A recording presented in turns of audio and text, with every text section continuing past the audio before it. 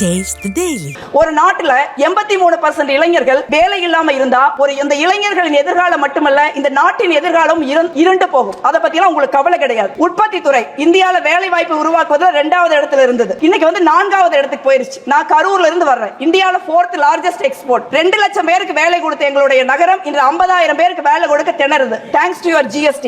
Make in India had set an ambitious target of 12 to 14% of manufacturing growth per annum. But what is the outcome? Average 5.8% growth since 2014. ஏன் பாஜக மோடி ஆட்சியில் சிறு குறு நடுத்தர தொழில்கள் பேரழிவை சந்தித்து வருகின்றன. அரசாங்கம் தன் நண்பர்களான A1 A2 இருவருக்கும் நாட்டை விற்றுக் கொண்டிருக்கிறது. தொழில் துறைகள் வேலை கிடைக்காதவர்கள் விவசாய கூலிகளாக மாறுகிறார்கள். அங்கேயும் நீங்க 100 நாள் வேலையில கை வைக்கிறீங்க. 100 நாள் வேலையில பதிவு செய்திருக்கிற 6 கோடி மக்களுக்கு 100 நாளைக்கு வேலை கொடுக்கணும்னா 2.72 lakhs crores you have to allot. ஆனா நீங்க என்ன பண்ணிருக்கீங்க? 86,000 கோடி ரூபாய் அலாட் பண்ணிருக்கீங்க. உங்களுக்கு மாணவர்கள் படிப்பு முக்கியமல்ல. புதிய கல்விக் கொள்கையை எங்கள் மீது திணிப்பதுதான் முக்கியம். ஆனால் ஒருபோதும் தமிழ்நாடு உங்கள் புதிய கல்விக் கொள்கையை ஏற்காது என்பதை நினைவில் கொள்ளுங்கள். தமிழ்நாடு பொது மருத்துவத்திலும் இந்தியாவிற்கு முன்னோடியாக உள்ளது. பெருந்தலைவர் காமராஜர் 50 வருஷத்துக்கு முன்னே மதிய உணவு திட்டம் போட்டார்.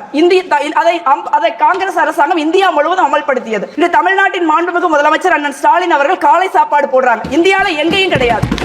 அந்த மாதிரி திட்டங்களை நீங்க நிறைவேற்றுங்க. நாட்டுல இவ்வளவு பிரச்சனை இருக்கு. ஆனா உங்களுக்கு எது முக்கியம்? சாதி மதம். ஒரு எதிர்க்கட்சி தலைவரை எனது தலைவர் ராகுல் காந்தியை பார்த்து என்ன சாதின்னு நீங்க கேக்குறீங்க. அது நாடாளுமன்ற அவைக்குறிப்பில் இருந்து நீக்கப்படுகிறது. இந்தியாவின் மாண்புமிகு பிரதமர் ஒரு நரேந்திர மோடி அவர்கள் நீட்டப்பட்ட பகுதியும் சேர்த்து அந்த கேவலமான பேச்சை பெருமையோடு பொதுவெளியில் பயிர்கிறார். உங்களுக்கு எல்லாம் வெட்கமாக இல்லையா? Just 30 second madam, 30 second. உங்களுக்கு எல்லாம் வெட்கமாக இல்லையா? சாதிதான் ஒருவருக்கு அடையாளமா? உங்களுக்கு சாதி அடையாளம், ஆனால் எங்களுக்கு சமூக நீதி அடையாளம். உங்களுக்கு வெறுப்பு அடையாளம், எங்களுக்கு அன்பு அடையாளம். உங்களுக்கு பிரிவினை அடையாளம், எங்களுக்கு ஒற்றுமை அடையாளம். உங்களுக்கு மனுநீதி அடையாளம், எங்களுக்கு மக்களாட்சி அடையாளம். அதை நிலைநிறுத்துகிற அரசியல் சாசனம் தான் எங்கள் அடையாளம். உங்கள் மனுநீதி கொள்கை இந்த மண்ணில் ஒரு நாள் புதைக்கப்படும். அன்று எங்கள் சமூக நீதியின் கொடி உயர பறக்கும். நாங்கள் சாதிவாரி கணக்கெடுப்பை நடத்தி சமூக நீதியை நிலைவாட்டுவோம். அன்பான, அமைதியான, வளமான இந்தியாவை உருவாக்குவோம். யாரை பார்த்து நீ என்ன சாதி என்று கேட்டீர்களோ, யாரை பார்த்து அஞ்சு நடுங்குகிறீர்களோ, இன்றைய எதிர்க்கட்சி தலைவர், நாளைய பிரதமர் என தலைவர் ராகுல் காந்தி அந்த திருப்பணியை தலைமையேற்று நடத்துவார். அன்று இந்தியா வெல்லும்.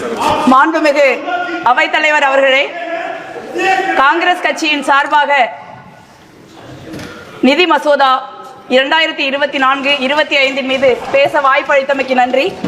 முதலில் பேரன்போடும் பேராதரவோடும் என 2வது முறையாக கரூர் நாடாளுமன்ற தொகுதியின் எம்பியாக தேர்ந்தெடுத்த எமது சகோதர சகோதரிகளுக்கு இதயபூர்வமான நன்றியை தெரிவித்துக் கொள்கிறேன். மாண்புமிகு நிதியமைச்சர் அவர்கள் வழக்கமாக தங்களுடைய பட்ஜெட் உரையில் திருக்குறளையோ அல்லது சங்க இலக்கியத்தையோ கோட் செய்வார்கள். இந்த முறை திருக்குறளையும் சங்க இலக்கியத்தையும் மறந்ததோடு தமிழ்நாட்டையும் மறந்து விட்டார்கள். தமிழ்நாட்டிற்கு நியாயமாக தர வேண்டிய நிதியையும் அவர்கள் வழங்கவில்லை. அவர்கள் செய்த அல்வாவை தமிழ்நாட்டிற்கும் எதிர்க்கட்சிகள் ஆளுகிற மாநிலங்களுக்கும் கொடுத்து விட்டார்கள் என்று நினைக்கிறேன். அவர்கள் சொல்ல மறந்த திருக்குறளை நான் இங்கே நினைவுபடுத்த விரும்புகிறேன். இயற்றலும் ஈட்டலும் காத்தலும் காத்த வகுத்தலும் வல்லது அரசு. பொருள் வரும் வழிகளை மேன்மேலும் இயற்றலும் வந்த பொருட்களை சேர்த்தலும் காத்தலும் காத்தவற்றை சமமாக வகுத்து செலவு செய்தலும் வல்லவன் அரசன். ஒரு அரசாங்கம் பொருள் ஈட்டுவதற்கு பல வழிமுறைகள் உள்ளன. அதில் முக்கியமானது ஒரு வரி. அந்த வரியை யாரிடம் ஈட்டுகிறார்கள், எவ்வளவு ஈட்டுகிறார்கள், அந்த நிதியை யாருக்கு செலவு செய்கிறார்கள், எவ்வளவு செலவு செய்கிறார்கள் என்பதை பொறுத்து அந்த ஆட்சி எப்படி நடக்கிறது, யாருக்காக நடக்கிறது என்று சொல்லிவிடலாம். பெரும் முதலாளிகள், வெளிநாட்டு தொழில் நிறுவனங்கள், பெரும் பணக்காரர்கள், இவர்களிடம் அரசு அதிக வரி ஈட்டலாம். தொழில்கள், வேலை வாய்ப்புகள் உருவாக்கப்பட்டால் வரி வருமானம் பெருகும். மாநிலங்களுக்கு, குறிப்பாக தமிழகம் போன்ற தொழில் வளர்ச்சி மிகுந்த மாநிலங்களுக்கு அதிக நிதி ஒதுக்கீடு செய்தால் வரி வசூல் அதிகமாகும். இதைத்தான் காங்கிரஸ் தலைமையிலான UPA அரசு, ஐக்கிய முன்னணி அரசு செய்தது. ஆனால் நீங்கள் என்ன செய்து கொண்டிருக்கிறீர்கள்? பெருமுதலாளிகள், வெளிநாட்டு நிறுவனங்களை விட்டு விடுகிறீர்கள். அவர்களுக்கு வரி சலுகைகளை அள்ளி கொடுக்கிறீர்கள். ஒரு இரக்கமற்ற கொள்ளைக்காரனை போல சாதாரண ஏழை எளிய நடுத்தர மக்களை அடித்து பிடுங்குகிறீர்கள். அதற்கு பெட்ரோல், டீசல், சமையல் எரிவாயு ஒரு சரியான உதாரணம். காங்கிரஸ் ஆட்சி எப்ப பார்த்தாலும் UPA ஆட்சி, NDA ஆட்சி, UPA ஆட்சி, NDA ஆட்சின்னு கம்பேர் பண்றீங்க. நானும் ஒரு கம்பேரிசன் சொல்றேன். காங்கிரஸ் ஆட்சியில பெட்ரோல் 73 ரூபாய் 18 பைசா, டீசல் 40 ரூபாய் 91 பைசா, சமையல் எரிவாயு 450 ரூபாய். இப்பொழுது பெட்ரோல், டீசல் ரெண்டுமே ஏறக்குறைய 100 ரூபாய்க்கு விற்குது. சமையல் எரிவாயு 1200 ரூபாய், இப்ப 1000 ரூபாய். Thanks to election. Petrol, diesel மீதான கலால் வரி, எக்ஸைஸ் டியூட்டி 250 மடங்கு உயர்த்தப்பட்டுள்ளது. It's rice 250%. ஒரு லிட்டருக்கு ரூபாய் 9 ரூபாய் 48 பைசாவிலிருந்து 32 ரூபாய் 98 பைசாவாக உயர்த்தப்பட்டிருக்கிறது. டீசல் மீதான கலால் வரி 800% உயர்த்தப்பட்டிருக்கிறது. லிட்டருக்கு 3 ரூபாய் 56 பைசாவிலிருந்து 31 ரூபாய் 83 ரூபாயாக உயர்த்தப்பட்டுள்ளது. காங்கிரஸ் தலைமையிலான யூபி ஆட்சியில் இந்த வரி வருமானம் 90,000 கோடி. பாஜகவின் அம்ரித்கால் அச்சேதியின் பொற்கால ஆட்சியில் 2.73 லட்சம் கோடி, 176% வரி அதிகரித்திருக்கிறது. ஒரு பான சோத்துக்கு ஒரு சோறு பதம். இதற்கு பெயர் பகல் கொள்ளை இல்லாம வேற என்ன? அடுத்து ஜிஎஸ்டி ஜூலை 2024 10.3% அதிகமா வசூலாகிருக்கு. 1.82 trillion, mostly from the domestic transaction. ஏறக்குறைய அனைத்து அத்தியாவசிய பொருட்களுக்கும் 5% 28% வரி ஜிஎஸ்டி. சமையல் எண்ணெய், சுகர், ஸ்பைஸ், டீ, காஃபி, மிட்டாய் மற்றும் உயிர்காக்கும் மருந்துகள் 5%, hair oil, toothpaste, soaps 18%, luxury item such as small cars, AC and refrigerator. ஒரு நகரத்துல நடுத்தர குடும்பத்துல பிறந்து வாழ்ந்து பார்த்தா எது அத்தியாவசிய பொருள், எது ஆடம்பர பொருள் உங்களுக்கு தெரியும். இதெல்லாம் பத்தாதுன்னு 15% life and health insurance policy மேல வரி. ஆனா நிலக்கரிக்கு வரி 11.69%-லிருந்து 5% குறைக்கப்பட்டிருக்கிறது. ஏன்? I read something interesting in a website. I quote, India's first private mining company who pioneered the concept of mine developer and operator MDO just about a decade since our inception, we became one of the largest developers and operators of coal mines in the country. End quote. No prize for guessing it. It's Adani. Sorry, I can't quote. No, it's A1 coal.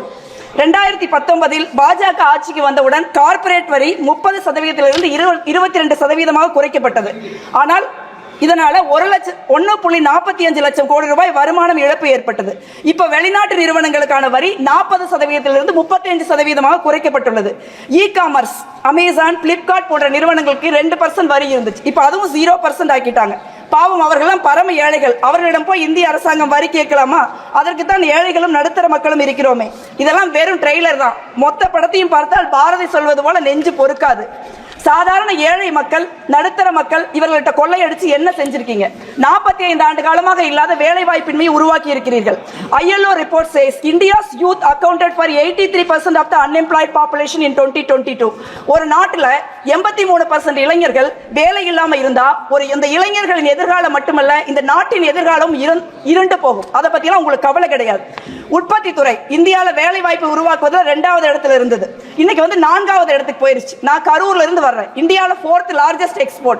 2 லட்சம் பேருக்கு வேலை கொடுத்த எங்களுடைய நகரம் இன்று 50,000 பேருக்கு வேலை கொடுக்க திணறுது. Thanks to your GST.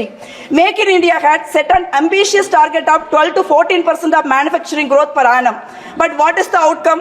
Average 5.8% growth since 2014. ஏன்? பாஜக மோடி ஆட்சியில் சிறு குறு நடுத்தர தொழில்கள் பேரழிவை சந்தித்து வருகின்றன. அரசாங்கம் தன் நண்பர்களான A1 A2 இருவருக்கும் நாட்டை விற்று கொண்டிருக்கிறது.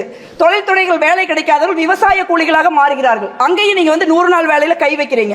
100 நாள் வேலையில பதிவு செய்திருக்கிற 6 கோடி மக்களுக்கு 100 நாளைக்கு வேலை கொடுக்கணும்னா 2.72 lakhs crores you have to allot.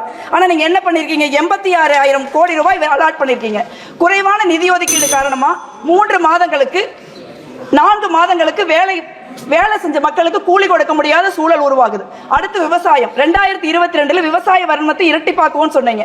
ஆனா 2019-20 4.97%, அதாவது 5% இருந்த பட்ஜெட் இன்னைக்கு 2.6% குறைஞ்சிருச்சு.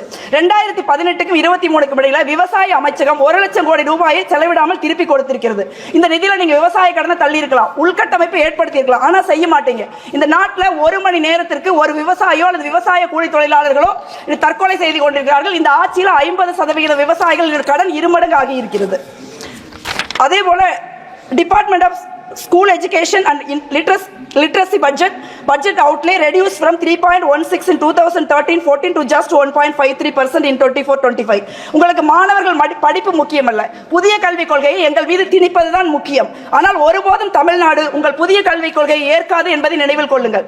தமிழ்நாடு பொது மருத்துவத்திலும் இந்தியாவிற்கு முன்னோடியாக உள்ளது. பெருந்தலைவர் Kamarajar, 1 minute, I'm going to wind up. பெருந்தலைவர் காமராஜர் 50 வருஷத்துக்கு முன்னே மதிய உணவு திட்டம் போட்டார். அதை காங்கிரஸ் அரசாங்கம் இந்தியா முழுவதும் அமல்படுத்தியது. இந்த தமிழ்நாட்டின் மாண்புமிகு முதலமைச்சர் அண்ணன் ஸ்டாலின் அவர்கள் காலை சாப்பாடு போடுறாங்க. இந்தியாவில் எங்கேயும் கிடையாது. அந்த மாதிரி திட்டங்களை நீங்க நிறைவேற்றுங்க. நாட்டுல இவ்வளவு பிரச்சனை இருக்கு, ஆனா உங்களுக்கு எது முக்கியம்? சாதி மதம். ஒரு எதிர்க்கட்சி தலைவரை, எனது தலைவர் ராகுல் காந்தியை பார்த்து என்ன சாதின்னு நீங்க கேக்குறீங்க. அது நாடாளுமன்ற அவைக்குறிப்பில் இருந்து நீக்கப்படுகிறது. இந்தியாவின் மாண்புமிகு பிரதமர் ஒரு நரேந்திர மோடி அவர்கள் நீட்டப்பட்ட பகுதியும் சேர்த்து அந்த கேவலமான பேச்சை பெருமையோடு பொதுவெளியில் பயிர்கிறார். உங்களுக்கு எல்லாம் வெட்கமாக இல்லையா? Just 30 second madam, 30 second. உங்களுக்கு எல்லாம் வெட்கமாக இல்லையா? சாதிதான் ஒருவருக்கு அடையாளமா? உங்களுக்கு சாதி அடையாளம், ஆனால் எங்களுக்கு சமூக நீதி அடையாளம். உங்களுக்கு வெறுப்பு அடையாளம், எங்களுக்கு அன்பு அடையாளம். உங்களுக்கு பிரிவினை அடையாளம், எங்களுக்கு ஒற்றுமை அடையாளம். உங்களுக்கு மனநீதி அடையாளம், எங்களுக்கு மக்களாட்சி அடையாளம். அது நிலைநிறுத்துகிற அரசியல் சாசனம் தான் எங்கள் அடையாளம். உங்கள் மனநீதி கொள்கை இந்த மண்ணில் ஒரு நாள் புதைக்கப்படும். அன்று எங்கள் சமூக நீதியின் கொடி உயர பறக்கும். நாங்கள் சாதிவாரி கணக்கெடுப்பை நடத்தி சமூக நீதியை நிலைவாட்டுவோம். அன்பான, அமைதியான, வளமான இந்தியாவை உருவாக்குவோம். யாரை பார்த்து நீ என்ன சாதி என்று கேட்டீர்களோ, யாரை பார்த்து அஞ்சு நடுங்குகிறீர்களோ, இன்றைய எதிர்க்கட்சி தலைவர், நாளைய பிரதமர் என தலைவர் ராகுல் காந்தி அந்த திருப்பணியை தலைமையேற்று நடத்துவார். அன்று இந்தியா வெல்லும். நன்றி.